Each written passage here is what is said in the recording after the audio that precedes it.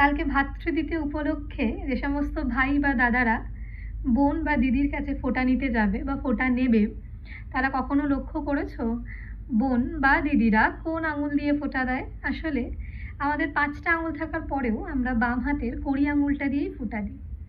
তার কারণ অনুযায়ী বলা হয় যে হিন্দু শাস্ত্র অনুযায়ী বিশ্বাস করা হয় আমাদের 5টি আঙুল পঞ্চভূতের প্রতীক: ক্ষিতি, অ, তেজ, মরুত এবং বোম। ক্ষিতি যার অর্থ হচ্ছে পৃথিবী, তেজ যার অর্থ হচ্ছে অগ্নি, অপ যার অর্থ হচ্ছে জল, মরুত যার অর্থ হচ্ছে বায়ু, আর বোম যার অর্থ হচ্ছে মহাশূন্য আকাশ। কড়ি আঙুলটার অর্থ হচ্ছে বোম।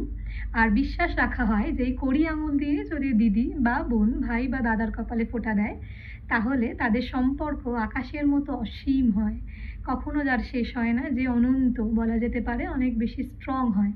সেই একটাই কারণ, মানে এই কারণটাই বিশ্বাস করা হয়, সেই জন্য ভাতৃদ্বিতীয়াতে এই আঙুলটা দিয়েই আমরা ভাইদের কপালে ফোঁটা দিই।